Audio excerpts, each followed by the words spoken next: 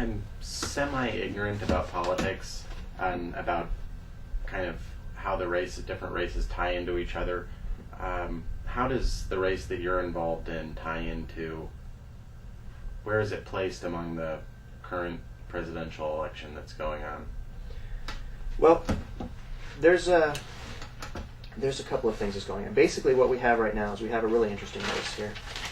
We have, currently there are 4 candidates. There's myself, there is our incumbent, Republican Connie Mack, who has been here, he's in his 2nd term now. And I think just based on his voting record and what he's put out there, he is very solidly in the camp of what you could call a Bush Republican. At least that's my perception of him. We have State Senator Bert Saunders, who's been a lifelong Republican, who has given up running as a Republican this year to run as an independent against Connie Mack. Then we have the Democratic challenger as well. And so, where it fits in terms of the national election is, I think, what we're seeing playing out is the idea of change versus experience versus the extreme right policies of the Bush administration.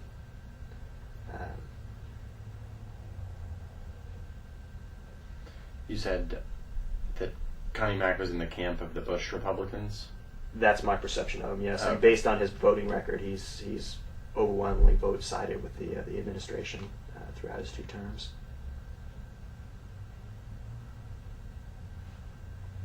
Do you know who the Democratic challenger is? Or is there one? Yes, his Okay. name is Larry Burns. Okay. He's a professor over at FGCU. And we actually, if you go to crazyforcongress.com, our website, there's a link to our YouTube page. Larry and I met for the first time on MLK Day. We actually posted the video of that meeting.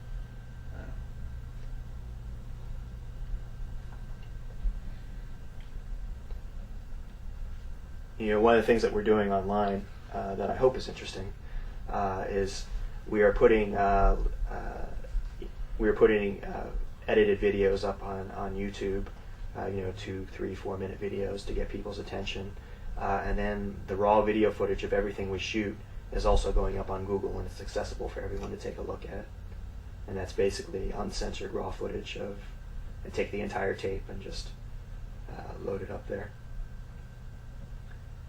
And this ties back to our principles of transparency, integrity, and accountability.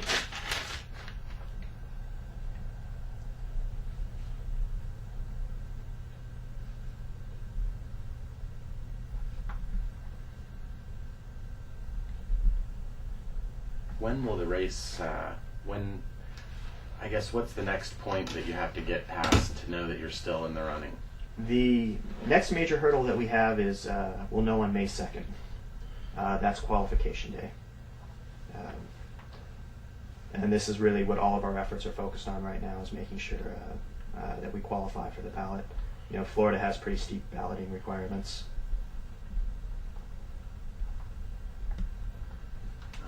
So we need to either get the 5,000 signatures or raise the 6,600.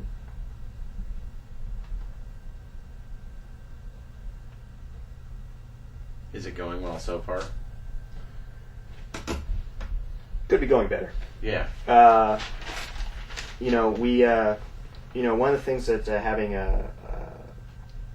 being an independent candidate and having a lack of access to those funds is it's difficult for us to publicize what we're doing and to get more volunteers involved who could go out and do it. Or conversely, it's difficult to go out and raise money because people are always fascinated by the idea of what we're doing, but if they actually want to contribute money to it, that's sometimes a different story. I think there's a real wait and see attitude. So what we have to do, our big challenge is not only qualifying in these next few months, but also making people more aware of the campaign itself. And the amount of enthusiasm I get from everybody I talk to is it's been overwhelmingly positive. Every talk that we go out to, I haven't had a situation yet where we've talked to any group of people and we've gotten a negative response. And we've talked to people we've talked to progressives, we've talked to libertarians, I've talked to conservative business people, and then the response has been overwhelmingly positive. It's just a matter of taking that positive response of these smaller groups and getting the momentum on a large scale.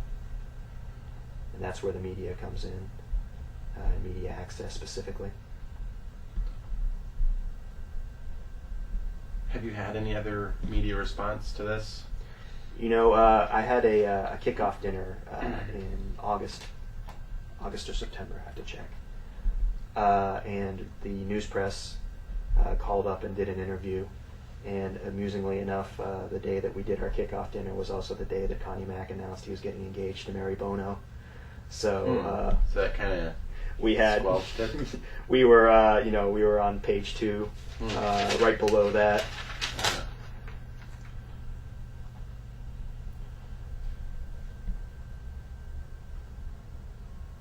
Do you think that's intentional, or do you think you were even on their radar at that point? I think we are. We are definitely on somebody's radar involved in the campaign, and I mean, quite frankly, I would think that his campaign staff is completely incompetent if they haven't taken notice of what we're doing.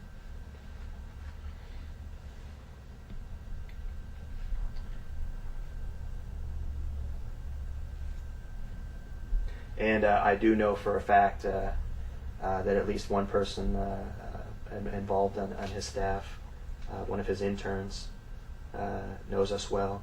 She initially volunteered to work on our campaign, and about a week after she volunteered to work on our campaign, her internship came through, and it just happened to be with Connie Mack. Yeah.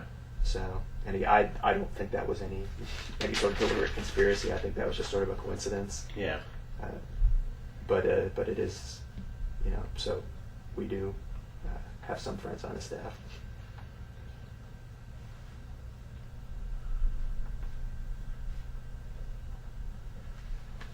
How would it change your life if you did end up winning? I mean, do you see that as a real possibility? That is a real possibility, and I'll tell you, I wouldn't be running if I didn't think it was a real possibility. And one of the most important things about this campaign is the idea that we can really go out there and make a difference. So while I do, I do come at this from the angle of somebody that shoots documentaries. I'm not looking at this strictly from a media perspective as a documentary. This is a real viable campaign, and I think we have a real shot at winning, particularly due to the fact that we have a 4-way race this year. Typically what we've seen in this district in the last few congressional elections is we see about a 65-35 split, give or take a few percentage points in terms of Republican support versus Democrats. Getting back to, you asked how this fits in the larger campaign, I think people are ready for a change. People realize that the direction that we've been going in the last 30 years needs to change. And it's not just a matter of a problem with the Republican Party or a problem with the Democratic Party. It's a problem with the system overall. And so people are looking for alternatives. And I think my candidacy speaks to that. I think also Bert Saunders, his campaign speaks to that as well. So there is a real opportunity for real change and an opportunity for us to win this election. Now, how that'll change my life, it's a strange thing to be on camera all the time. Yeah. And I'm really starting to adjust to it now, and I'm really comfortable going out and talking to people. And I hope that what we'll see is over the next 9 months or so, not only will the campaign gain momentum in terms of the election, but it'll also gain momentum in terms of the activities that we're doing, where it'll be a real natural transition. I'll be able to go out there every day and talk to people in the community and then take that perspective to Washington.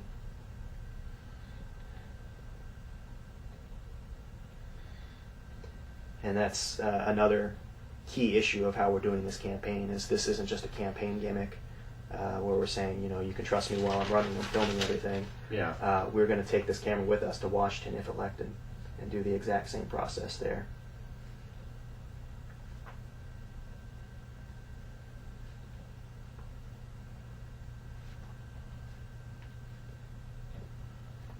I truly believe that if the American people really understand what's going on and they get the information and they have more direct access than the problems that we've talked about with the issues of corruption, those can change. We can truly change the system if the American people have access to what's going on.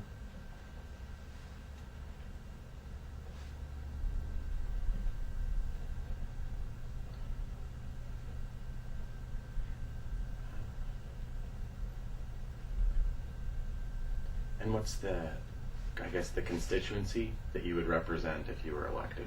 It's District 14 is all of Lee County. Where's that? Actually, Oh, I think it actually says in the... I got a map I can conveniently show you here. This is District 14. It's all of Lee County. Okay. It is most of the populated area of Collier County. It's Naples, Marco Island. That's all of Naples, basically, except for Golden Gate. And then it is this sliver of Charlotte County with Westport Charlotte and Boca Grande. I guess that's actually sort of central Port Charlotte.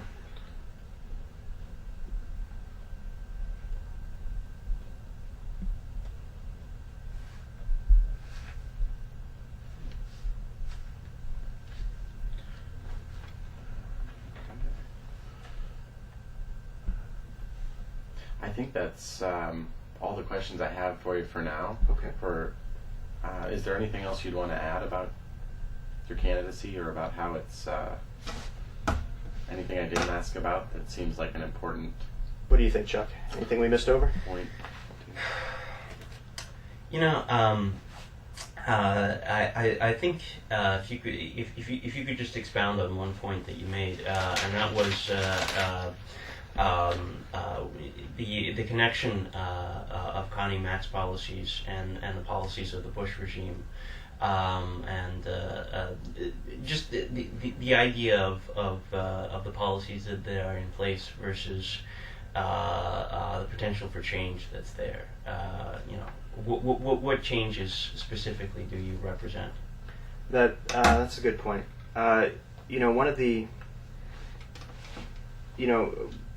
the biggest problems that we have is, first of all, I think, in terms of what the Bush administration has done economically in helping to, number one, widen the gap between the rich and poor in this country and slowly chip away at the middle class. The enormous amount of debt that they ran up, and particularly their disastrous foreign policy in terms of the effects that it's had on the rest of the world, not only their perception of America, but the way that they deal with us. That has to change. And I think no matter who we get in terms of this next presidential election, we will see some things change. The question is can we depend on any presidential candidate in the current system to change some of the more fundamental things that I believe need to happen? We need real, viable campaign reform. We need someone who can really go up there and challenge corporate power and who can challenge the special interests. And I'm not entirely convinced that any major party presidential candidate can do that. And so what we need to do is we need to change our focus from expecting a president who is going to have the power and authority to change everything to start looking at the fundamental checks and balances that are built into our system, and to start focusing more particularly on the House and on the Senate and the things that we can change there. And to that end, I think that oftentimes, while I am running specifically against Connie Mack's voting record, and I think his fundamental philosophy of government and economics in a lot of ways, we are also running against the system that he represents and the system that I think he is well entrenched in.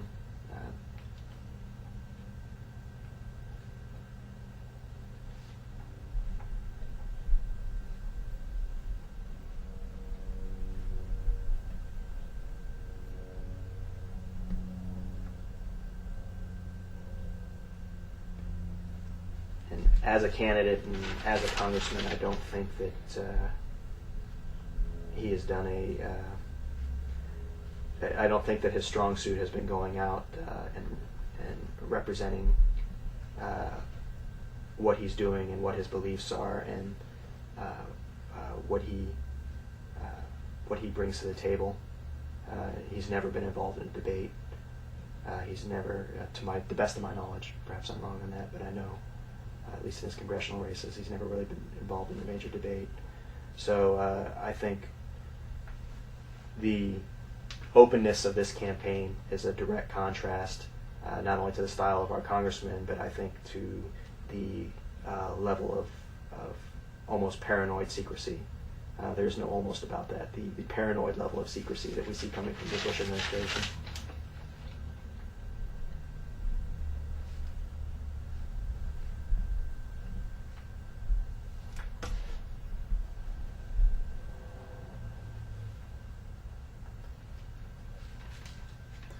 This campaign must consume a lot of your time. Do you find yourself working on this all the time, or how many hours out of the day are you?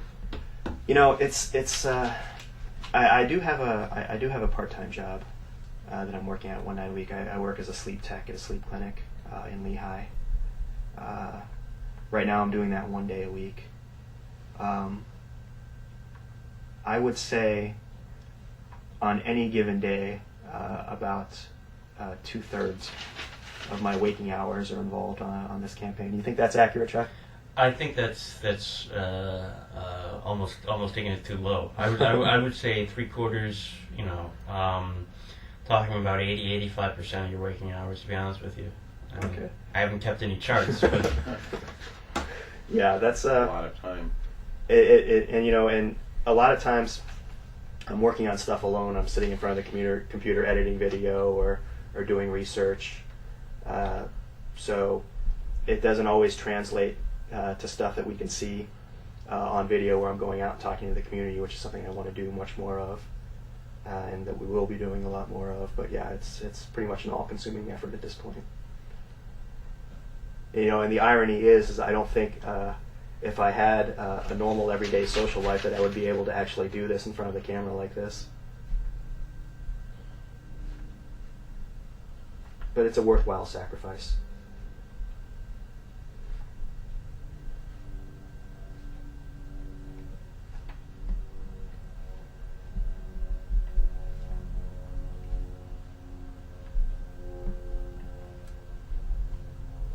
I can't see doing it the rest of my life, but I would be more than happy to continue the same effort for a term or two in Washington.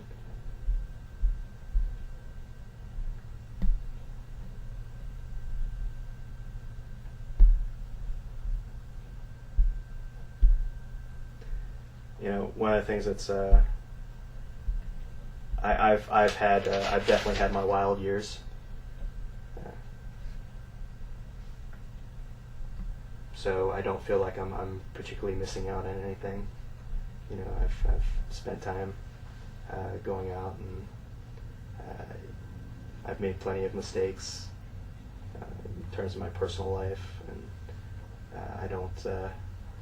I'm not sitting at the computer at night thinking, God, I wish I was downtown at this moment. This is really what I enjoy doing. This is, what's really fulfilling.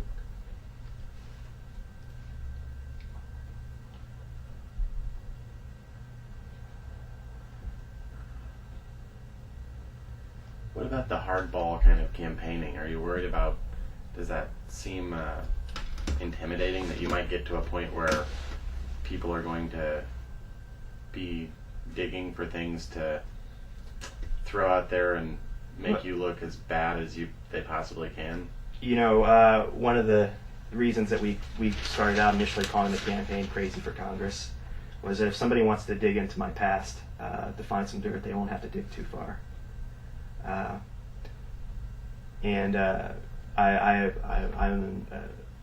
would like to think I'm as open as possible about the things I've done in the past. I'm at peace with it.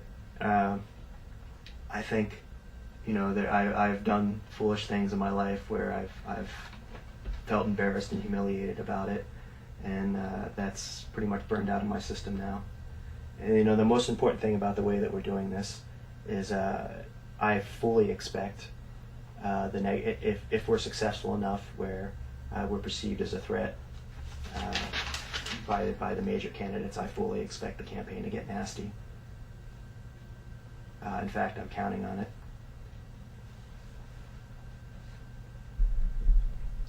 And at the end of the day, I would much rather be able to look back on this and say that we did everything the right way, that we took the high road, than to just go up there and say that we won at any cost. You know, and one of the advantages of doing this the way that we're doing it, with videotaping everything and having full transparency, is no matter how bad they may look may make me look, or make this campaign look before November, after November we'll have the last word.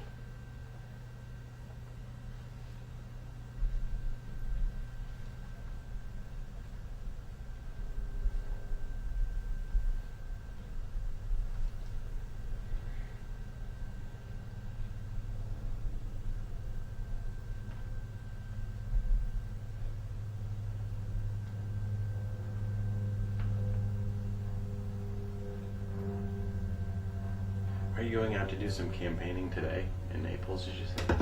Yeah, we're probably going to do some door-to-door stuff in Naples.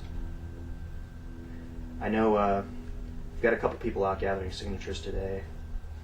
I think Mohammed, one of our volunteers, he's out at FGCU this morning. I know my grandmother is she's canvassing a senior center today.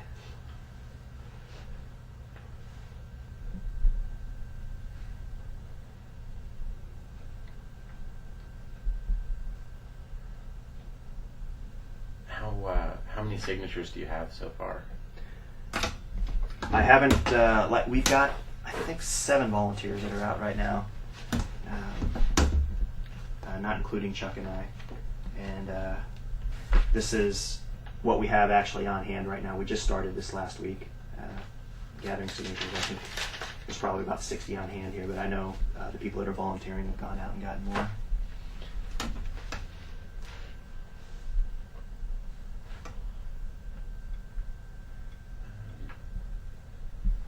I didn't ask, how old are you? 39.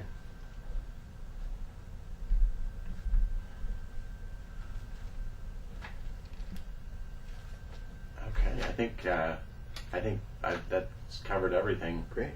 And Chuck, how do you spell your last name? Oh, Myron, M-Y-R-O-N.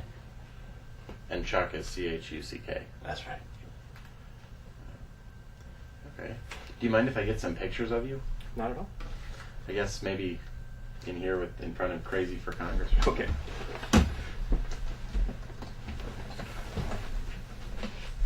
going to go ahead and change tapes too, since we're Yeah, down go to ahead. 3 minutes. Yeah, go ahead. Depend on Justin TV to. We have, do you have the spare? In the back.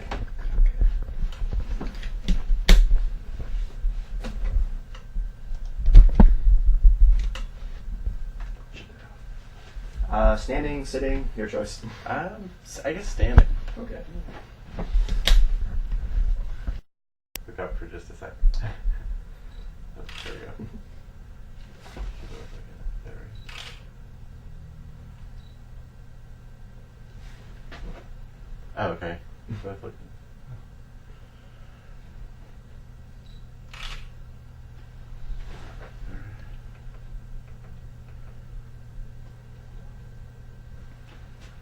Can you, both of you look this way for just a second?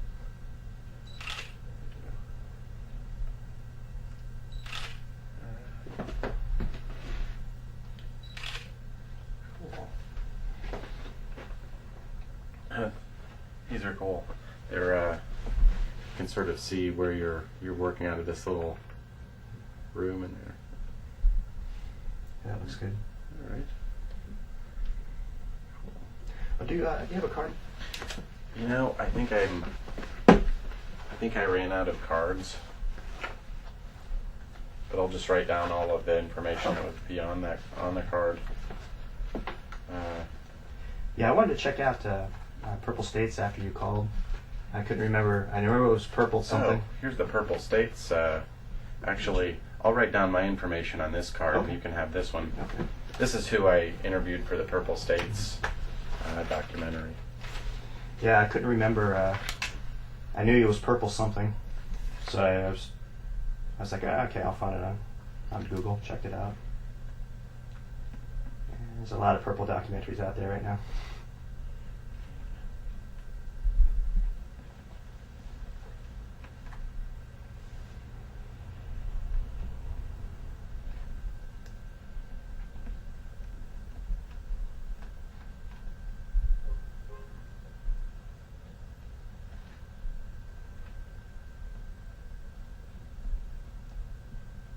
And what we'll do is we'll go ahead and we'll hold off on posting this video footage on Google until after you do your story. Okay. This will be out in. It comes out every Thursday, so not tomorrow, but the next Thursday after that. Okay. When's your deadline now? Last time I talked to Jeff, you guys had a Monday deadline for the Thursday paper. Have you been able to move that up at all? Well, my deadline really is Friday. Mm-hmm. It's supposed to be Friday, but since the paper goes to press Monday, we always push it to the last minute, kind of procrastinate and keep on putting things together at the very end. But Monday would still be the very last possible day that something else could be done before deadline. Before it goes to press. Are you still printing out with that place on the East Coast? I don't know. Not that I'm... The Florida Weekly? Yeah. I don't think they print anything on the East Coast. I don't know. It's been a while since I talked to Jeff, so I'm not. My information might be fuzzy, but yeah. Last I heard, he was. It's some press that he was trying to move up the production time, because the printing house had a bunch of other projects that it did, and like ideally, I mean, you would want to print that on Wednesday if it was going to go out Thursday. So he was trying to move it closer to that, so that his deadline wasn't Monday and the writer's deadline wasn't Friday, so he could move that up a couple of days. Yeah, he was still trying to do that. He's still trying to get people to get their stories in earlier. Yeah. He and the rest of the newspaper editors in the universe. I mean, that's fortunately, since it's a weekly, we have a little more. There's a little less pressure than a daily, but yeah, he's still. I don't know exactly. I think it's Gulf Coast Printing that he. Really? Okay. I think it's a place right down the street from the Florida Weekly office. On the way home, he just drops off the desk and they print it out. I think. Nice. Something like that. Yeah, that's a good setup. Convenient at the very least. Yeah. Was it just out of curiosity? Was it the press release that got you interested, or? Yeah. Okay. Good. Yeah, that's something. It's one of the advantages of having a reporter on staff here is that we can put out some credible looking press releases. Yeah. I mean, I won't follow the press release exactly in the story, but I'll certainly borrow from. I mean, it's that pretty much. If I didn't have anything to work on, I would have tried to write something like that, basically. Well, that's great. That's Well, I'm glad you're here because I think one of the problems that we have with the media is too often you see, particularly in the bigger outlets, you see they take the press release verbatim. Don't do any follow-up. Don't do anything. Just turn the press release into a story. So it's a good press. I mean, it tells what's going on, and this is sort of. I have the 15-minute section, which is where this will go, where I sort of have the opportunity to kind of just, besides just stating the facts, sort of just try to put in some observations about where you're working and kind of what your life is like a little bit too, around that. Kind of give some perspective on, maybe some perspective on the facts, hopefully, a little bit. Well, I'd say, one of the really cool things about this house is actually most of the houses in this neighborhood, from what I understand, are old officer housing from World War II, from Page Field and out of Gunnery. Yeah. That this is the actual officer housing for the Army Air Corps that they were using. And I've been told that these units weren't here originally, that they moved them here. Other people have told me that they were here, that the neighborhood was here originally. But it's nice to have a little history in the house we're staying at. Yeah.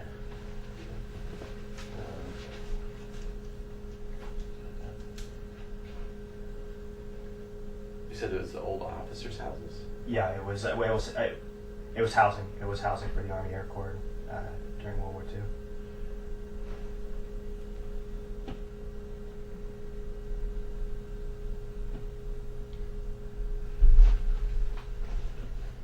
I'm assuming it was officer housing because I don't imagine during World War II unless they got housing like this.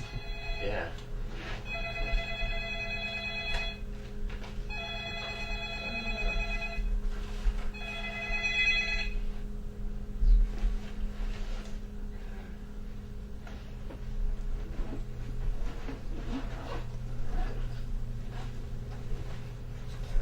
Could I call you back later in the week, or I guess Sure. Thursday or Friday, as I kind of finish up this article?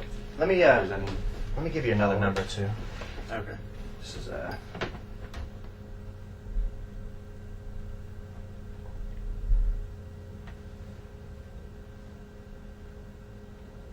is my cell number. Oh, cool. Okay. Is there any chance I could talk to one of the volunteers too, or even you said your grandmother was doing? Maybe, do you think she would mind if I gave her a call? Maybe I shouldn't. She's probably not the best person to talk to. She gets real easily flummoxed. Okay. But yeah, I will. There's a couple people that are volunteering. I'll let them know to get in touch with you. Okay. If no one calls you, just give me a call later this week. Just let me know, and I'll see if I can get someone over there for you. Okay.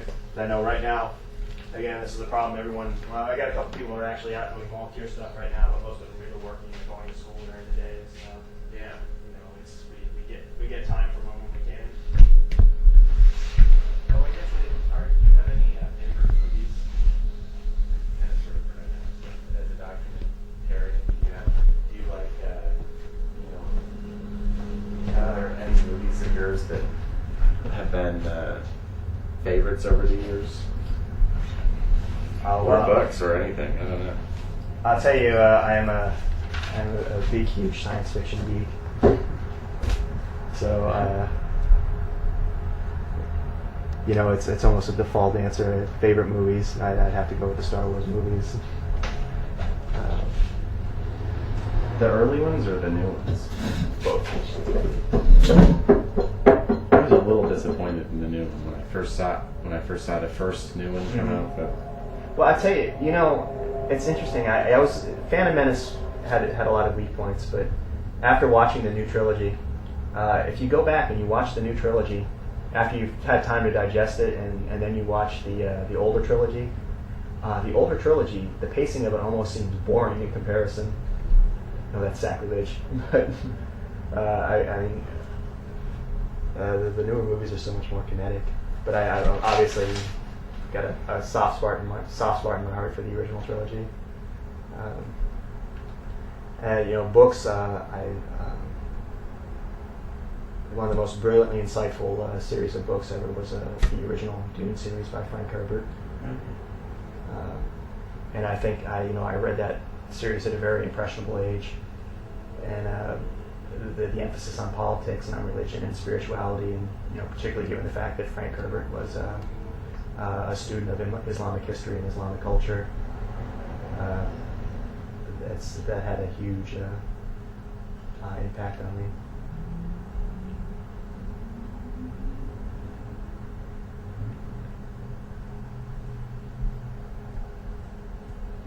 Of course, you'd have to throw Star Trek in the mix there too.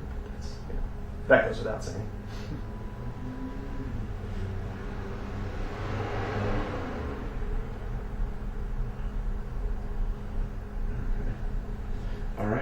Thanks so much, Evan. It was great meeting you. Thanks. Nice to meet you too.